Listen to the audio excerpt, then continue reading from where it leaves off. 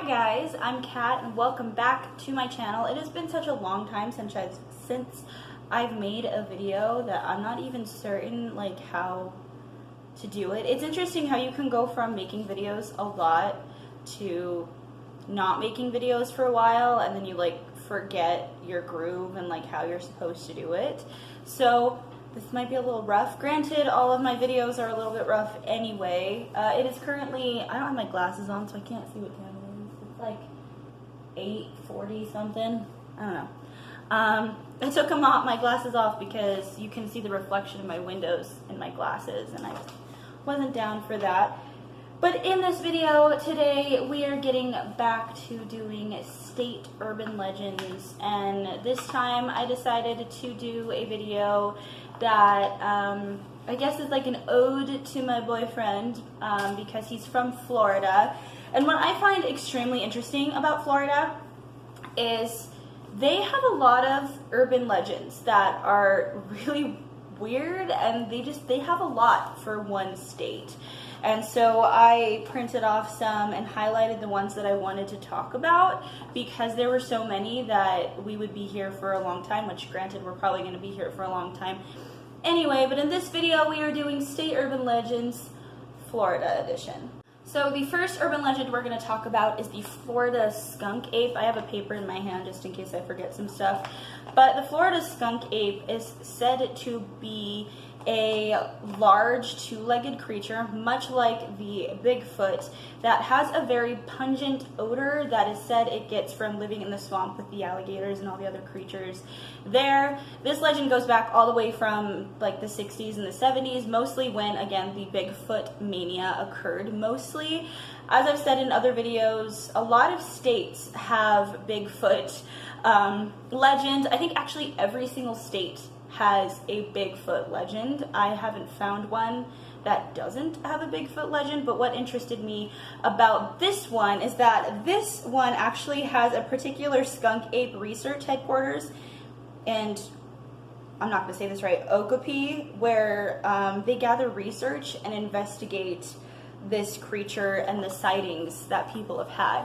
So I've heard of people who have obsessions with Bigfoot, and I've heard of people doing research, but I didn't know that there was an actual branch of people researching. But I found this one very, very unique because it's different compared to every other Bigfoot legend. They all sound the same. If you really read every single Bigfoot legend, they all sound the same. So it's almost like people are cherry picking from every single legend and just kind of making it their own. But this one, the Florida Skunk Ape, is a very unique to Florida creature, and I find it really very, very interesting, and something that I kind of would like to see. I don't know how you would miss it, but it's it said that the Florida Skunk Ape isn't as big as a Bigfoot. So a Bigfoot, obviously by its name, but a lot of people believe the Bigfoot is 7 foot tall and over 1,000 pounds. But this is a creature that is very ape-like, so they're smaller, they don't weigh as much, but they do run around on two feet, 2 legs. So I find it just you could for real. I've read so many Bigfoot legends that they all just kind of bleed into each other, so it was really kind of cool and refreshing to hear about a really strange, unique version of it, and something that was really unique to the state. The second legend we're going to talk about is Spook Hill. So again, just like Bigfoot legends, every state has a anti-gravity hill where you can either park your car and drive backwards or some stuff like this, and this is no different. So in Lake Wales, there's a gravity hill that apparently freaks out a lot of locals, especially if you're traveling in a car. So basically the way that it's described is stop your car in the right place on Spook Hill, put it in neutral, and watch as your vehicle rolls up the hill. Just remember to turn on your flashers first because, and this is still an active road. It's still an active road, so you don't want to run into anything. And apparently on North Wales Drive, there's a sign that reads, Many years ago, an Indian village on Lake Wales was plagued by raids of a huge gator on the north side. Pioneer mail riders first discovered their horses laboring downhill, thus naming it Spook Hill. When the road was paved, cars coasted uphill in this gator seeking revenge, or the chief still trying to protect his land. I meant, is this, not in this. I can't read because I don't have my glasses. So it is one of those hills that apparently defy physics, where you don't have to do anything and your car just rolls up the hill and then rolls down the other hill. I can't remember, I think it was Washington that I did last video. I'll have to check that. It was basically the same thing, and the legend was that 2 girls that were killed nearby were actually pushing the car up, and this legend is maybe an Indian chief is trying to push the car up. I don't know. I just find it like really interesting that every state has a gravity hill. Every state that I've looked into and that I have listed of what I want to do has a gravity hill on some form, which I do believe that some parts of the world do defy physics and are different than other parts of the world, but I also think that, again, people cherry pick certain legends. But I don't know, maybe it's true. I've never been to Florida, so maybe Spook Hill by Lake Wales is real. That I'm about to talk about is one that I'm really, really fascinated about because it has to do with, I can never say this right, Casa Daga. It's by Volusia County, and this little town is actually known to be the psychic capital of the world because a large amount of psychics and mediums live there. And it's also really well known for the Devil's Chair. So the Devil's Chair is located in a small cemetery. It's basically a wide brick bench, but it looks like a chair. And it's said to be built by the devil himself, or for the devil himself. Each night at midnight, it's said that the devil is supposed to come up from hell and take a little seat in his chair. And then I guess the legend says that if you wait till midnight and sit in the chair, you'll actually hear like whispers of the devil and demons in the chair, and like you'll get a glimpse of hell. So I just find it really fascinating that I don't know how to explain how I feel about it, because it's just such an interesting rumor that you it's just an interesting legend that I just find it fascinating that people see this big old thing that looks like a chair and automatically they're like, oh, it's for the devil. Another part of the legend is that if you leave an unopened can of beer on the chair, when you come back, it'll be gone as if the devil drank a beer. So, you know, maybe it's like the show Lucifer, and he's just like, you know, chilling, and he sees a beer, and he's like, hey, yeah, cool, like, this is my chair. But really, it's probably just a pile of bricks that happens to look like a chair. But, I mean, if the devil comes up to just sit in that chair, because, like, it's just weird to think that why would the devil come out of his way to come up just to sit on a pile of bricks that looks like a chair? I mean, granted, it is the psychic and medium capital of the world, so there's probably, like, a lot of energy going on there that is probably really enticing. So I guess if he were to come up from hell for some reason, or from wherever he is, I guess that would be the best place to come to. Last one that I'm going to talk about is one of my favorite legends, and that's about Robert the Doll. So, I guess on a scale of 1 to 10 of creep factor, especially if you're someone who gets creeped out really easily by dolls, I would make it an 11, to be honest, because I think dolls are creepy. I honestly don't. I honestly feel like they are easily inhabited because they look like people. They look like little children. They look like humans. And so I really think that it's quite possible for that to happen. But basically, and I'm going to read from this paper because I want this legend to be as accurate as possible and I don't want to forget anything. So basically, Robert Eugene Otto, he was a boy. He grew up in Key West under the care of a nanny. In 1906, his nanny gave him a 40-inch doll stuffed with wood and wool, and he was wearing a sailor outfit. So basically, this doll was small child size. I I guess Robert decided to give the doll his name, and then he started to go by Gene instead of Robert, which is really kind of creepy because I feel like when you give something a name, it gives it a life and kind of makes it more sentient and gives it like an energy because it becomes its own entity.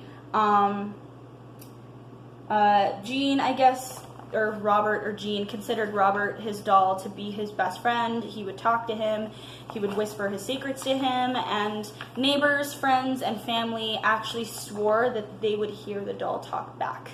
That Gene would talk to Robert the doll, and that he would talk back to him. Which, again, creepy. Like, when I talk about stuff like this, it freaks me out because I'm almost worried that talking about it, like, it's gonna screw me over. I really hope not, because this is my apartment, this is my energy, you know, so no. But it kind of gives my body just a weird feeling. But I guess Robert can be found in a Fort East Martello Museum in Key West, so you can go visit him, but visitors are encouraged to ask Robert his permission before you just take a picture, because there have been reports of people just taking Robert's picture without permission and coming and having like really unfortunate things happen to him. So if you ever go and visit Robert the doll, ask permission to take a picture so that way you're not angering whatever entity might like be in it, or your camera could potentially break. So it's always good to you know, ask permission to the creature or whoever's in it. I like this legend because to me it's creepy. To me it gives me strange feelings, and it also actually kind of gives me heart palpitations. I don't like dolls. Dolls freak me out, which is interesting because I used to collect glass dolls all the time. I had tons of them, and then one day I was playing with a friend and I had a glass doll in a stroller while playing with her, and I swear I saw this doll like turn her head and look at me, and ever since then I couldn't do it. I can't do it. And there's a lot of stories and movies that are made that are actually based on Robert the doll. So I have really high respect for Robert the doll because I don't like to mess with things that I shouldn't mess with, and I just find it very fascinating. And I don't want any negative or bad energy from it, but it's not really a legend, but to some people it might be a legend. I believe it's real, which is probably why it freaks me out as much, because I'm one of those people that believes that if you believe in something, it can make it more real, and if you don't, then it's not going to be as real. But that one's definitely, I like to save my favorite legends for last, because those are the ones that I like to talk about the most, and I just find them really fascinating. I find haunted objects extremely interesting. I would never buy one intentionally. I've seen videos of people buying daybook boxes and opening them. I'm not about that life. But I do find reading about them very interesting. There's actually some dolls where even if you look at the pictures, you might have something happen to you, which that's actually, it's going to sound crazy, but that's actually happened to me before. I can't remember the doll's name. I'll actually have to look it up. But, and I could actually make a separate video about it, but it's a doll where if you look at a picture of her, weird things happen, and that happened to me, so I'll probably make a video about that later. But I just find, like, because I think objects can be haunted because either you're putting an entity into it or something's going into it, but also, like, you have these objects around you, so your energy is going into that object constantly. So obviously your energy is going to go into it, and if you die with that product and buy that, like, item, I think that part of you can go to it, especially when it's something that you loved and something that you really, really, really like enjoy and you keep on you all the time, and something that just brings you the most joy. I think that your energy can be connected to it, and it's the same thing with homes. I think houses can be haunted because of that energy. I think inanimate objects can be haunted just as much as people can. So I find it really fascinating. I always find the spooky, ghosty stuff really, really fascinating because I find energies and stuff like that extremely interesting, and there's so much that goes into it that is just, it's very, very cool. Alrighty, so there you go. Those are Urban Legends Florida edition. Some of it was kind of scattered because I couldn't remember it all, because so many of these urban legends have such detail. Like, some states don't have very much detail. They just write it down. They're like, yep, this is it. And then some states have so much detail that it's so hard to remember. So usually I have to have a paper so that way I'm not forgetting anything. If I have the website on the paper that I have that I found these on, I can put them in my description, because, you know, I didn't write them, so they're not mine. You know, and I believe that credit should go to where credit is due.